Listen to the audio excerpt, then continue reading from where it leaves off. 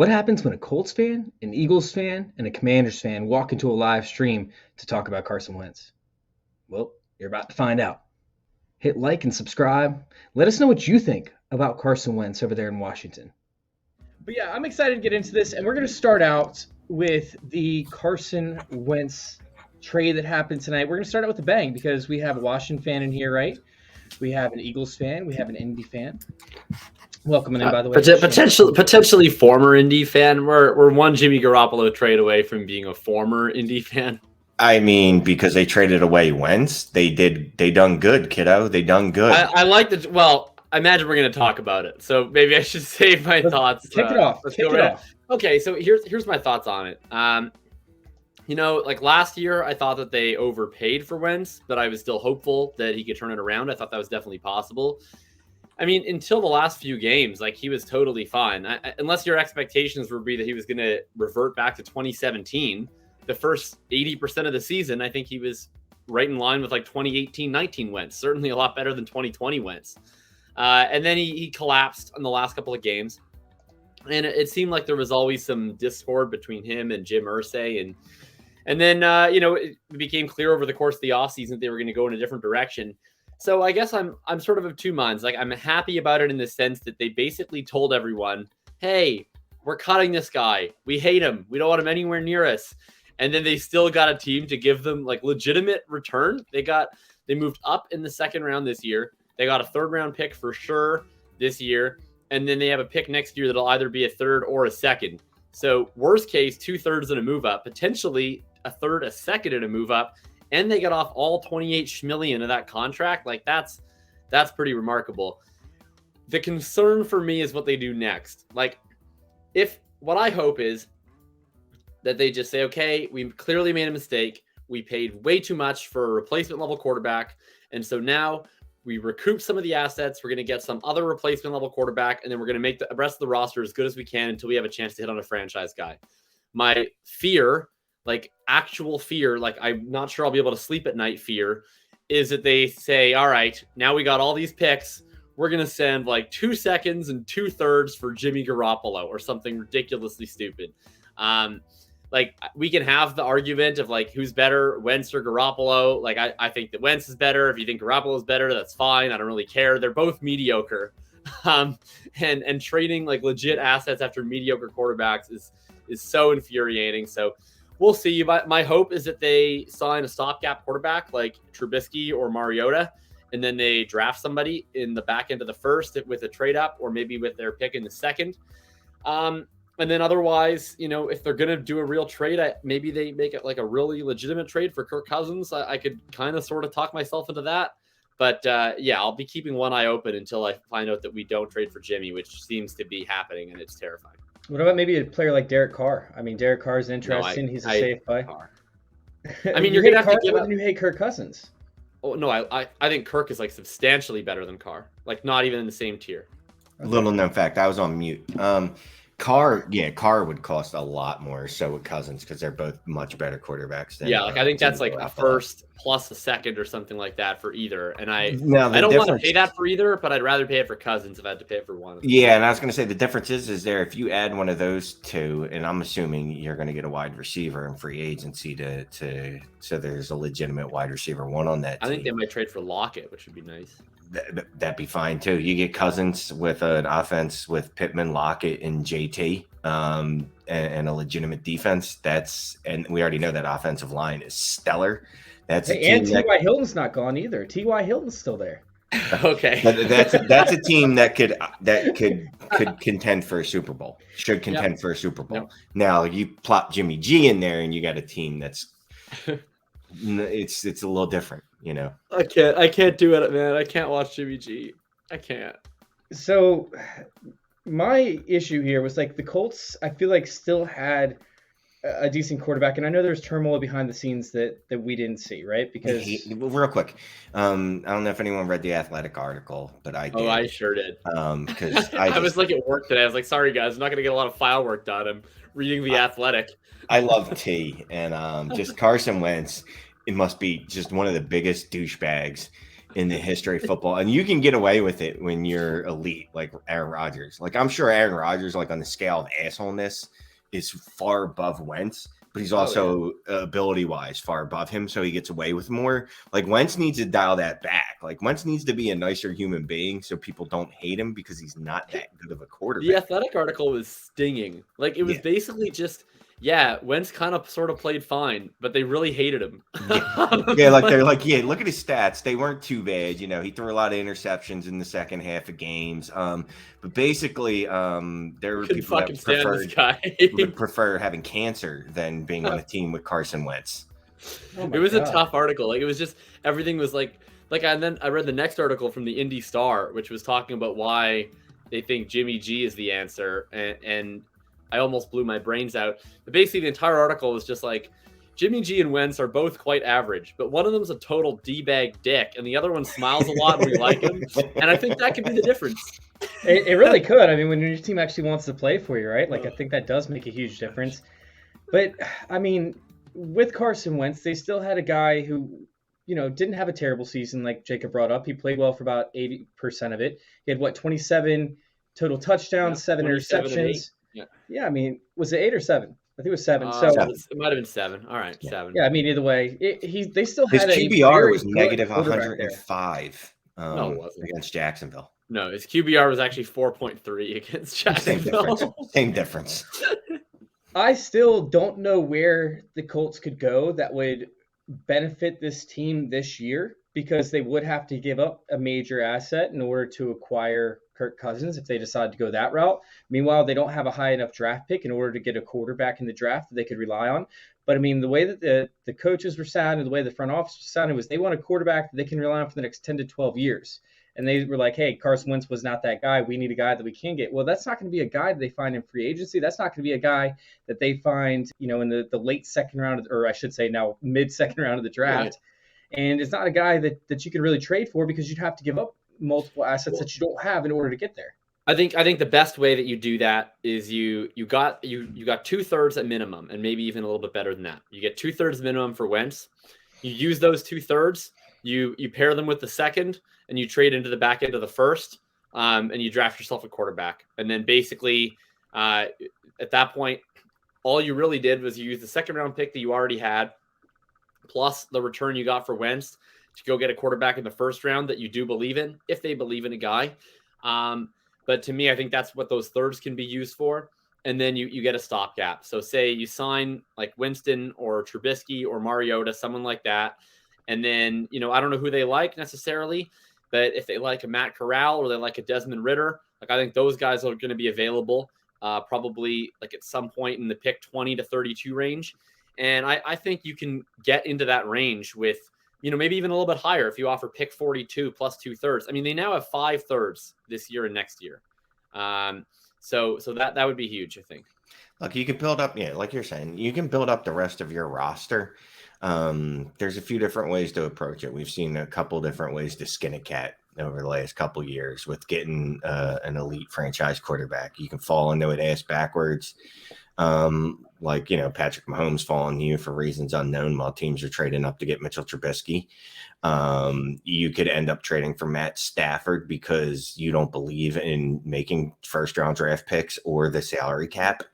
But if you, if you can just plop a quarterback in there, I mean, I don't want to make it sound simplistic, but you're going to be able to find a quarterback. There's moves you're going to be able to make as long as you're willing to pay the cost for it. And if that cost is after this year, they realize they're a Super Bowl contending team and they're a quarterback away, I can guarantee you they'll trade every first and second they have in their arsenal to get up and get a Bryce Young or a who's that other guy next year, CJ Stroud or even Spencer Rattler, maybe if he bounces back. You know what I mean? Like they're going to do what they need to, or there's going to be some other. We're entering a new era of fantasy, of the NFL, where there's mercenary quarterbacks where they're like, look, I don't like it here, and you're going to trade me. It's crazy. A decade ago, quarterbacks would die before they'd ever move. And this week, Palmer was forced to retire because the Bengals were just like, we're not trading you. Yeah, and that it's not that. it's a players' league, man. Good for them. You know what I mean? Somewhere next year, there's going to be a quarterback that hates his coach, and he's going to say, "I don't want to be here anymore." At least one of those. Yeah. Yeah, So I agree with that. after the original phone call failed from Washington over to the Chiefs, right? They probably shot a call over to the Bengals after that to see if Joe Burrow was available. And then they went over and shot a phone call to the Ravens. They're like, hey, he's right down the street. Like, he can come visit from time to time, right? Let's get Lamar Jackson over here. We don't have to take him full time, just for part of the time. That probably failed too. And they were like, hey, Russell Wilson, 3 first-round picks. Man, we'll hop into that in a second, or well, probably towards the end of the show. We're still going to get to that, but I do want to talk about Washington and what they gave up, because giving up 2 third-round picks, switching, a second-round picks, and possibly one of those third-round picks ends up being a second-round pick, seems like kind of a lot for that type of player, especially compared to what the picks were that the Colts gave the Eagles the year prior to, and how he played and how he still got hurt. Throughout like certain games, how he just didn't look healthy through certain games. I mean, did Washington overpay at this point? What are y'all's thoughts on that? Yes. Yes, because they I mean, who are they bidding against? That's what I want to know. Themselves. Look, if you're going to pay that, just go get Jimmy G. Jimmy G is better than Wentz. I'm sorry. And also his teammates don't hate him, mostly because he bangs porn stars, and I'm guessing their girlfriends are probably very friendly when they come around. But whatever, his teammates don't hate him. Like Wentz, I mean, Washington was fighting on the bench last year. You know what's going to happen. There's no way Wentz doesn't get beat up by his defensive line this year. Like, it's going to happen. It's going to be embarrassing. Like, we're all going to talk about how, like, it's a black mark on the NFL, seeing Carson Wentz getting, body slammed and getting an RKO, hit with an RKO. Could you imagine Chase Young just that's what I'm saying. Look, the D tackles were ready to fight each other last year. Imagine what they're going to do to Carson Wentz when he just fucking does one of those Carson Wentz things where he holds the ball, runs across the field, tries to throw across his body behind his back. Just throwing like this. Fullback. Yeah. They're going to beat him to death. It's going to be a shame. I just want you to make sure that you see a good therapist and that you have like a good form of anxiety medication ready for your Sundays, because like rooting for Carson Wentz every Sunday is, I've been through it now. Shane's been through it. And like, we're here if you ever need to talk, because I wouldn't wish that on anyone. You guys are acting like I haven't been through this before as a Washington fan. This is a ninth time. You haven't been. See, here's the problem. You haven't been. Wentz is different because he's not just bad the way, like, Heineke's bad in the sense that he's physically limited. Mm-hmm. Like, you can see, okay, like you watch Heineke and you're like, okay, this is a backup who tries really hard. And then with Wentz, like on certain days you watch him and it's like, oh man, this is a franchise quarterback. And then the next day you watch him and he looks like he's never played the sport of football before. And it's super maddening. And it creates problems. It's why teams keep trading things for him. And it's why he thinks that he's good. It's why he's your starting quarterback. And it's why your hair will be gray this time next year. My hair is already turning gray, but let me just say this. So Washington, this is the 9th time that they've traded for a quarterback since Dan Snyder bought the team in 1999. This is the 9th time. We've also drafted quarterbacks in the first round. It's been, I think, 4 times, if I remember correctly. Had a good quarterback. Heath Schuler. Remember Heath Schuler? Yep, Heath Schuler. That was fun. Robert Griffin, Jason Campbell, Patrick Ramsey, RG3 for the 1 year in his rookie year. Kirk Cousins was but RG3 doesn't count. Like, he was the quarterback for 2 years as the number 2 overall for pick. Like 1 year, pretty much. They had When's the last time you had like a sustained good quarterback? Which you did have Cousins, but you decided he wasn't good enough. Joe Theismann. It was Joe Theismann, yeah. That's awful. That's Joe Theismann only lasted a couple years. Doug Williams only lasted a couple years, so I don't even know that. I can't even say that was sustained because it wasn't. Joe Theismann, I think, actually played for us for a little bit longer. But anyways, I mean, back to it, like, we sit there. I'm not going to finish that. As we analyze where Washington sits, this is something that we've been through. Like Jeff George, this reminds me of the Jeff George signing back in the day when we already just traded cast off for and Vikings cast off too. But I mean, it's something where it's like, dude, why wouldn't you just draft a quarterback? But I honestly think that if Malik Willis or Sam Pickett makes it to number 11, I strongly believe that we will Did end you up just selecting. combine Sam Howell and Kenny Pickett into one Yeah, you person? did. Oh, shit. So you took Sam Sam Howell's Yes. hands and put them on Kenny Pickett. I like that. Dude, that's Okay, the I well, like second that. week in a row that I now think that I've you done put that. Sam Howell's hands on Kenny Pickett, I think it's a good picket at 11th Yeah. overall. Pickett. I'm sorry, Kenny Pickett and Malik Willis. I think that either one of those could end up going there. I know that the Pickett's probably more NFL ready, doesn't really need a stopgap, but I think that Malik Willis needs to be developed. It could take him a year, it could take him 2 years to get to Okay. where it really needs to be. But we can cut Carson Wentz after this upcoming year. However, Yeah. this is a fantasy show, so let's talk about Carson Wentz's impact on the Washington offense. Can I just say, by the way, that would be like, man, I'm so conflicted because, like, given that they already did the Carson Wentz thing and they can't undo it, Yeah. I do think that they should draft a quarterback at 11 if they're available. However, if they do that, why the fuck did they give 2 third-round picks and $28 million for Carson Wentz? Like, if you do draft a quarterback at 11, like, you could just bring back Ryan Fitzpatrick as your stopgap. Like, I don't know. That's what I was thinking originally, was like, why didn't they just do this? But I strongly believe that they think that they can win this year, and they also have to restructure a bunch of their defensive linemen this upcoming year, along with, I think, Fuller's due for a contract here shortly, along with a few other players. So this year, they're in the perfect situation, salary cap wise, to be able to afford a $28 million quarterback. After that, if they want to keep him on, they're going to have to let go of a couple of their veteran players. And so that's why I like the idea of drafting a rookie, is because they might be able to win now. There's a chance if Carson Wentz plays lights out, which I don't think is going to happen, but there's a chance if he plays lights out, hypothetically, they could end up making a run for it, right?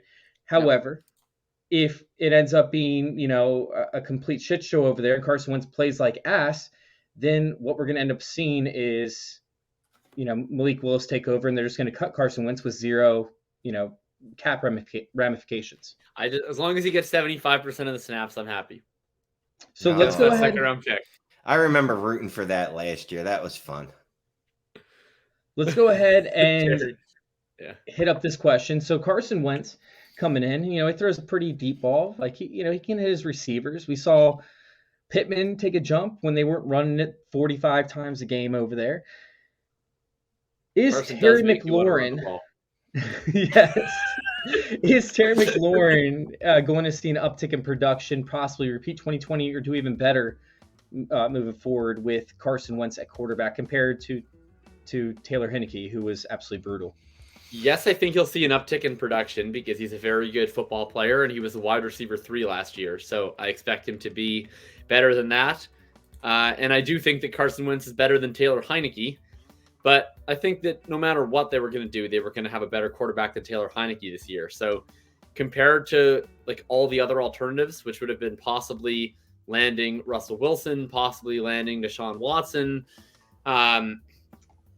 possibly drafting someone who would probably not be good year one, but at least there's like a wider range of outcomes on that. I think that, Wentz probably lands on the not as good end of that spectrum. So yes, I expect Terry to be better than last year. I would say he's probably still a mid wide receiver 2. Yeah, that sounds about right. Like, I think we're going to see more explosive plays out of him. I'm just looking at his yards per target.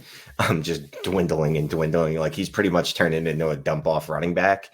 And one thing about Wentz is he is stupidly aggressive. So I expect to see a few big plays out of McLaurin, which, look, if you got the receivers for it, like, I don't mind stupid aggressiveness. And Wentz is actually a good deep ball thrower. So I'm kind of excited to see him a little bit with McLaurin. I think we'll have more boom weeks, but I think, he's a wide receiver 2. I mean, I think our dreams of him being a wide receiver 1 have come and gone, but he can settle into a mid wide receiver 2. And don't forget, Curtis Samuel's coming back next year too, hopefully healthy.